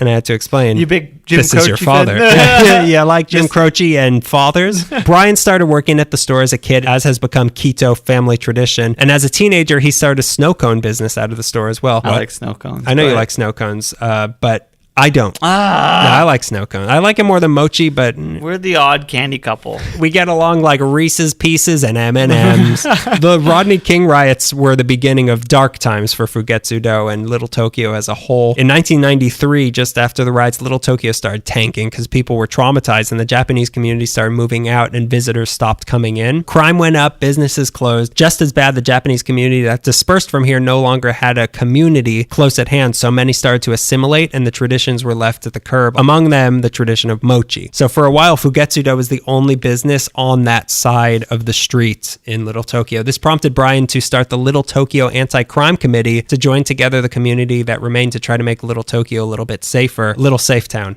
He also became president of the Little Tokyo Historic Cultural Neighborhood Council and pushed to make Little Tokyo a destination again. And slowly by the late 2000s, Little Tokyo became what it is now thanks to Brian Quito's vision and his commitment to the community. And of course, this was all good for Fugetsu-do. Business picked up, especially once he started making mochi bites to sell to frozen yogurt places as toppings, which I actually had tonight in honor of this. Still don't like it. Ruined my yogurt. Thanks, Brian. There's talk that he may have actually been the first person to do mochi bites to put on frozen yogurt. He also started selling mochi that appealed more to Western tastes for all the honkies coming into Little Tokyo to hang out, like chocolate, and they have a strawberry one with peanut butter inside. Ooh. I try that, but I won't like it. New Year's is still the big time for Fugetsu-do. It's become family tradition for all of Brian's cousins to send in their kids to help out making the massive amounts of mochi on order at that time of year. For the last 4 days of the year, they're working 24 hours making nothing but the savory New Year soup dumplings. Everyone will love this. Everyone will love this. They'll come. I don't need to sleep. Get all that mochi off those 1-year-olds. We got to use it for the dumplings. In those 4 days, they go through 20,000 pounds of rice. That's crazy. And there's also a lot of volunteers from the community who come to take shifts there during this time because Brian Quito is so well respected in the community and has done so much for them. One final story from the Fugetsu-do verse. Yes. Way back in the early days of the shop in the early 1900s, Saichi would make a different type of candy as well. It was a wafer type cookie that was popular in Japan, but his special touch is that he would handwrite haikus on them in kanji and would sell them in Little Tokyo, but also in Chinatown where the Chinese people were also able to understand the kanji characters. So this type of cookie began to be copied there, and the idea made its way up north to San Francisco where these haikus began being written in English and mass produced by a man named David Jung, who was then credited with inventing the fortune cookie. Saichi always claimed, I invented the fortune cookies, and his family never believed him. But in 2003, the Chinese Historical Society in Boston sent a letter to Brian with an article from a magazine from 1927 interviewing David Jung about the fortune cookie, who said the idea came from a Japanese man down in Los Angeles. Wow. So the reason, though, that Saichi was never able to prove this was true was because the equipment he had used to make those cookies, which would have helped to prove his point, were all lost when he couldn't buy them back after coming back from the internment camp. So this person who is demanding rent on a bunch of machines he took away the legacy. The legacy of the fortune cookie. Yeah. Wow, that's crazy. Here's a fortune for you. The fortune telling is a very Halloween thing to happen. Yeah. Nothing says Halloween more than a fortune cookie. All right, so that's Fugetsu-do. Let's get back to candy I like. What is it? Chocolate. American chocolate. American chocolate. God, here's the thing about you and your nationalism. I'm just kidding. Your jingoistic candy. So I see, you see, we all see CCCs. It's finally time to talk about C's candy, the one topic I've been wanting to cover since day one of this god-awful podcast. And I forced you to talk about the library. Yeah. I don't want to talk about candy. I want to talk about books. Books. We want to talk about books. You want to get chocolate all over my book pages? Them books go on fire. So let's start at the beginning with the dowdy woman we all recognize and love's son. Charles A. C., born March 15th, 1882 in Ontario, Canada. Chuck C.? Chuck C. Charles grew up to be just what you expected him to be, a pharmacist. He ran 2 pharmacies in Ontario that had signs on them advertising pills and things. But then fire purified all, eh? On July 11th, 1911, forest fire struck the area, burned down both of his pharmacies. He himself barely managed to survive it by taking his wife and their 3 kids and wading into a lake and waiting for the flames to go away. Wow, that's dramatic. Can I make He's being real dramatic. When both your pharmacies burned down? Suspicious. Yeah. That is when both your pharmacies and half the county line. Suspicious. I see what you're doing. That's what the cop says when they arrest him. Something's a little suspicious here. I did it. I'm a good, honest Canadian. I'm sorry. Well, you got away with it because you confessed. This was when Charles decided to switch careers to something even more vulnerable to fire, chocolates. Oh. He became a sales representative for the Merkins Chocolate Company in Toronto. He sold raw chocolate to candy companies like Laura Secord, which was basically, it seems like the Canadian equivalent of what See's is. Mm-hmm. He had an affinity for chocolates that he had inherited from his mother, Mary. She was born in Ontario, Canada, also 1854 as Mary Weissman, until she married a man named Alexander C. in 1874 and became Mary C. Together, they ran a hotel on Tremont Park Island where she started making chocolate candies for the hotel. She and her husband did. This is in Canada? In Canada. However, Alexander went to the big assorted box of nuts and chews in the sky in 1919. So Charles decided to take his mother in, and not long after decided it would be best if all of them just moved someplace else, away from these suspicious fire marshals. Fire and let's go. They wanted to go someplace warmer, someplace without wildfires. So in 1921, the C's family moved to 462 South Marengo Avenue in Pasadena, right by the Halloween house. Yep. But Charles came to Los Angeles with more than just a Canadian inclination to wearing flannel in warm weather. He wanted to open up a candy store, a la Laura Secord, where he sold chocolates from the recipes that his mother Mary is making. So that same year, with the help of a guy named James W. Reed, who falls out of the picture pretty quick here. What, you recognize that name? One of the survivors of the Donner Party. Oh, really? No, that's him. James Reed, he went and moved on to... He was so hungry, he needed to open up a chocolate store. He opened up the very first C's Candies at 135 Western Avenue North in what is now kind of the outskirts of Koreatown. It had a black and white checker design that all the stores still have today that was modeled after what Mary's kitchen looked like in their Pasadena home. So that's why it looks like that. The store even had a portrait of Mary C. up on the wall that all the stores still have today. And Mary C. was only 65 when she moved to LA, so she can't have been happy with how that portrait portrays her. She is looking dowdy. Maybe you guys want to take a picture? People have pictures now. Technology is here. Maybe take off 400 years. The candies themselves were, like I said, all her recipes, and Charles insisted on using only the finest ingredients. They were referred to as being even above top quality. This was C's quality. Ooh. Charles' motto was quality without compromise, which is still their trademarked motto. The candies were so good that they became very popular, and on top of that, Charles C. was a really good businessman, so he knew how to grow the brand. Pretty soon after this, they opened up a second location, which might have been attached to the Chinese Theater, and then they opened one at Hollywood and Vine, and then one inside the Roslyn Hotel downtown. And in 1925, they already had 12 locations in Los Angeles, and people loved their chocolate. They even started selling ice cream in some of the stores, really? which I really wish they still did that. In 1928, they started making candy deliveries in a custom-built Harley motorcycle driven by an employee named Hugh Fry with a little mini C's candy shop as a sidecar. Oh, that sounds great. I know. Imagine a siren. Chocolate, chocolate. Oh, someone's going. Oh, no. Get a tip ready. Do the sign of the cross. Business was booming, and then the Depression hit. Stores were closing left and right, most of all frivolous things like candy shops. However, Charles C. was smart, and he managed to convince the landlords of his stores to lower their rent until things got better, arguing that low rent is still better than no rent, and they actually agreed to this. Wow, that's a good argument. That's their new motto.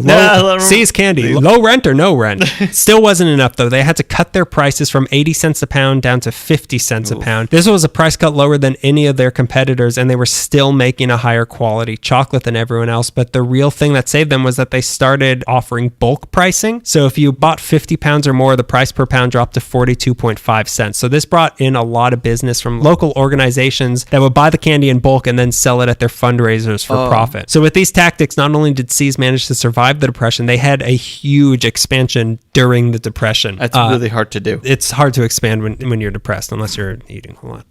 Which, speaking of all this chocolate, speaking of how sad I am. On November 24th, 1931, they opened Mary C's Sunlit Candy Studio. I emailed them to figure out where this was. They never responded. Right.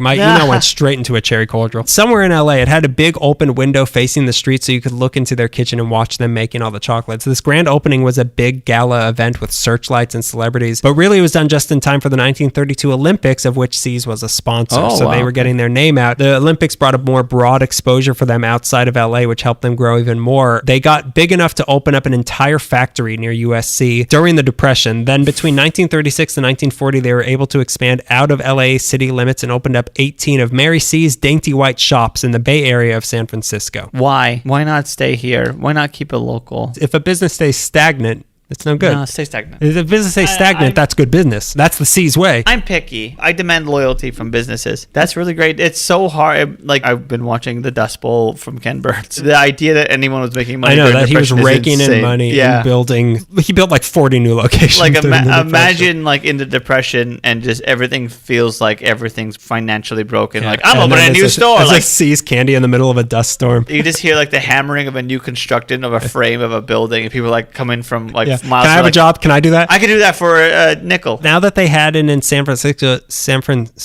this positioned them nicely to be part of the 1939 World's Fair in San Francisco, where they set up a candy-making kitchen display, which now made them a national name. The Great Depression turned out to be just that for them in the end, a Great Depression, because it was great. Sadly, on July 31st, 1939, Mary C. herself passed on to that great nougat in the sky. But Charles kept the business going and maintained his mom's original recipes. And then World War II hit, and they needed sugar and chocolate to make into bullets. So everyone started being rationed on those things, and that is not good when your business relies on sugar and chocolate. But Charles, always insistent on only the highest quality ingredients, instead of using inferior quality ingredients to keep up with the demand, instead he decided, we're still going to use the best, but since we have less of the best, we're just going to make less candy. They still made good candy, just less of it. They had limited supplies and the stores would close when they ran out, and that would take like 2 hours. But that drove up the demand really high, so there were lines out the door every day of people hoping to get in there in time to buy a box of chocolates. And those lines still exist. Yeah, there's still. I'm waiting I have a ticket. The war could have been done so much sooner if people weren't waiting in line for C's candy chocolate. You have a notice. You have to serve. You have to go to San Diego in the morning and fight the Nazis. But I'm in line. I'm sorry, sir. Forgive Hitler me. can wait. So they managed to stay afloat and were very popular during the 40s. But again, at the end of yet another decade, another member of the C family passed on to that giant space cordial. Charles himself died November 6, 1949. He's buried at Forest Lawn, Glendale. Taking over the company for him was his son Lawrence, who maintained their quality and reliability but brought them to the next level. That same year that he took over, a C's Candy float appeared at the Rose Parade, which it brought them their first TV exposure. The float was a giant rabbit pulling around that looked like a giant frog. I don't know why. You don't know the old rabbit and frog story? The shapeshifters? You don't follow Native American myth stories? Haven't you heard the old fable of the C's chocolate and the rabbit and the frog? Then once this became a thing in the 50s, he started putting C's in shopping malls all around the state, which is now a signature of theirs. Then in 1961, he opened up the very first C's outside of California in Phoenix, Arizona, inside of a mall. In the 60s, he also got the company doing mail orders around the country, and they became the first company to have all their chocolate delivered to their factory as a liquid in tanker trucks, which is something that they still do. This led to an accident of my dreams. In 1994, when one of the truck drivers fell asleep while he was pumping the chocolate into his truck, spewed out and flooded the street in chocolate. Wow. Yeah, I would be there in a heartbeat with the sharpest teeth.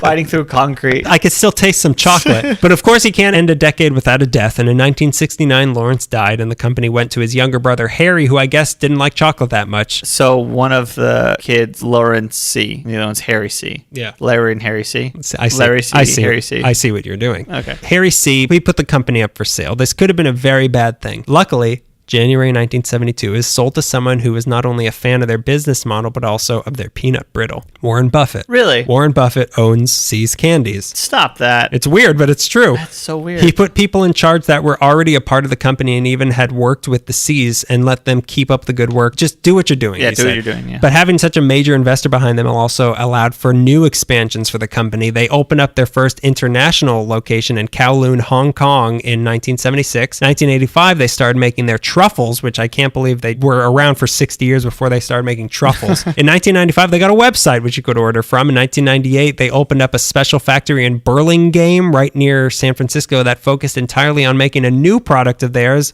lollipops. Oh, yeah. So all the lollipops are made in that factory. On National Lollipop Day 2012, which we all know is June 20th, C set the Guinness World Record for the biggest lollipop ever made. It was 5 feet 11 inches tall, which is as tall as I am, and it weighed 7,003 pounds, which is way lighter than me. It was a chocolate flavored lollipop. They have 2 regular factories now. One is in South San Francisco, which focuses on the creams and truffles, and then there's the one right here at 3431 South La Cienega in Baldwin Hills, which focuses on peanut peanut brittle, bonbons, and nuts and chews. I love it. The bonbons are still hand dipped, and each maker puts their own signature swirl on top of each of them, so you could almost tell, like, oh, Yeah. it's burning. this is Susie. Yeah. The brittle is made by two machines named Tweety and Sylvester. They don't have any signature. The candies that fall on the floor in the factories are sent to farms to be fed to pigs, which is a life one can only dream. And I saw those pigs racing. They're racing for a box of See's chocolate. Didn't even touch the floor. I'll be there. They still use only the best ingredients. There's never any preservatives, and their eggs are all humanely sourced. The original recipes of Mary C that they still use today are for the peanut brittle, chocolate walnut fudge, Victoria toffee, the bonbons, and the maple walnut creams. I can't tell you how hungry I am right now. I'm sweating. I'm so hungry. They sell over 1 billion pieces of candy a year and give over 1 million free samples every year. I feel like a good percentage of that is mine. Yeah, if they give 1 million, say like 990,000 go to you. Hey, I go to they malls. offered.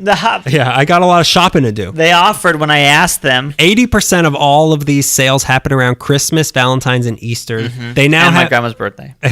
They now have 250 locations in 17 states. That includes Japan, Hong Kong, and Macau. And about 150 of those 250 locations are in California. And their employees seem to love working there, and they're deeply dedicated. A lady named Dorothy Gray Forbes was the one who designed all their ads and also the candy box design with like the little cottage that they still use today. And she worked there for 50 years just designing stuff. Cher used to work at C's Candy in LA before she met Sunny, and she's still like, I love C's. I used to work at C's. If you follow Cher on Twitter, which everyone should. Which we all do. A great follow. When you download Twitter on your phone, it comes with it's like that U2 album that everyone got. Their fans are just as dedicated as Cher. It's pretty cult-like, and it's also mostly still a West Coast thing, so it's on the same level as people's devotion to In-N-Out without the Republican stuff. And the store is good to all of us in return. In the 80s, they discontinued the maple walnut creams, and hundreds of people wrote in demanding that they bring it back. So not only did they bring it back, they gave all those people who wrote in gift certificates to get free candy. After the Northridge earthquake, they even gave 40,000 pounds of chocolates to people living in shelters. I'm still waiting for mine. In 2001, they came out with a C's Candy Barbie. Try eating that. Yeah. She works there, yeah, or her skin is just like, ooh, maple. No, she works there. And I bring her in and I try to collect her paycheck. They won't give it. One final thing on C's, because it feels like all my stories had to end with some connection to this. The Baldwin Hills factory is where two wacky ladies named Lucille Ball and Vivian Vance went to spend an afternoon learning how chocolate factories work to get them ready to film that chocolate Really? episode. So she came up with the idea at Edelweiss, learned how it'll work at the C's Candy Factory. Funny. And they were eating Abba Zabas the entire time. That was the real twist. All that chocolate was really Abba Zaba. Cut up Abba Zabas. That's the only thing they'll shovel down their mouth. I'm not joking. I feel like I'm going to pass out. I'm so hungry talking about candy. Yeah, I really want a lot of chocolate right now, and I want to dress like a goblin and go rob a liquor store for all I the know. candy. And have a seance, see if they're going to catch me. Fortune tellers. Fortune teller. It's really late night now. I'm going to go home and eat so much chocolate before Melissa can scold me. Yeah, she will scold you too. She doesn't like that when you do that. I'm on her side because you break out, you get cranky if you have and too I don't much like candy. seeing you with pimply face. So yeah, that's candy. Halloween's great. Halloween's great. Halloween is and it's always been my favorite thing. Festivities and chocolate. I love it. God, I'm so hungry. We should cut right now. Yeah, we should end this. I'm gonna pass out. I hope that everybody listening to this also wants candy. Yeah. You know what used to get me crazy was me and my brother in summer breaks, we'd watch Willy Wonka almost every day, and we'd pause it at the opening credits and be like, we have to go to the convenience store 2 blocks away and get some candy. So we would pause it when it looks like the Kit Kat part and they're just like dropping chocolate on it, and we'd pause it on that. God, go get candy. You're literally killing me right now. I'm not joking. I feel like I'm gonna topple over. I have celery in my bag. Just never get some for you. I need celery. I need watercress. Does anyone have just mustard or something? A rich history of candy. Oh God, don't say rich. It's making me think of buttercream. I was shocked at how much candy culture there was here. Yeah. We have a lot to contribute to the candy world. Here's something you can contribute to my candy world. I'm speeding this up. I got to get out of here. There's a cookie in the refrigerator. I got to get home. She ate it already. No, if she ate it, surgery's coming. When Here's what you can contribute. 5 chocolately stars on iTunes. Leave us a review on iTunes. Please. Whoever's been doing that recently, thank you so much. Yeah, we've been getting more of them. Leave some, if you want, if you have an iPhone, it's easy to just leave some stars. If you want, go the extra mile. Leave some words for us. It helps us. It increases our credibility, gets us more notice from people. People send us letters. They send us centerfold to Burt Reynolds when he dies. We love it. That's what we're in it for, the centerfold of Burt Reynolds. Yeah, that's all I do anything for. You can follow us on Twitter at LA Meekly, on Instagram, LA_Meekly. We post a lot of pictures. Like us on Facebook. Send us an email. email with comments, suggestions, field trip ideas. If you work at an interesting or historic place in the city, anything you want to email us, la.meekly@gmail.com. Our main hub is lameekly.tumblr.com. Archive is there. We're on YouTube if you want to listen that way. And we're also on Spotify now. We're on Spotify. We're on everything. I mean, we're on everything. Don't give us this. Oh, I couldn't find you. Yeah, I couldn't find you. We couldn't find you. In the desert where we buried you. Any closing thoughts on this candy episode? I hope I eat a lot of candy. I will. My girlfriend will hate me for it, but I'm going to do it anyways because I don't know how to stop. Why do our girlfriends hate gluttony so much? What's wrong with them? Can't I just eat myself to death in peace? Playing the character, the character in quotations for the intro. I'm like, this isn't a stretch. I want candy. Yeah. This was a really bad idea to record this episode without a lot of candy around. We should have really overdone it and had like a family style buffet of candy right here. A lazy Susan in the middle of the table. 2 lazy Susans, one for each of us. I'm not sharing with you. One for the rappers, one for the homies. I want to leave right now.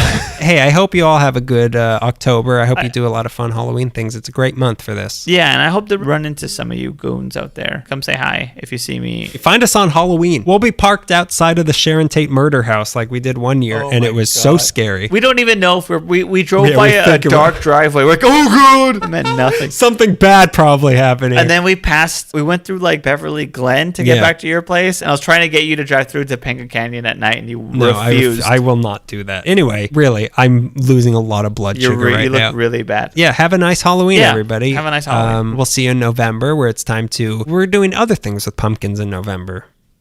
Yes. Sorry. I was having another thought of, we'll see you with the Star Wars trailer, and I thought, is that coming out? Then I came back, and you're like, pumpkins. Good night, everybody. Good night. Good luck. That's been another episode of LA Meekly. Oh, I'm not done yet. Have chocolate. We'll travel. All right. So like Greg said, that has been yet another episode of LA Meekly, your favorite gay affair since 2013. Goblin stuff. I'm not joking. I'm doused in sweat. You look so bad.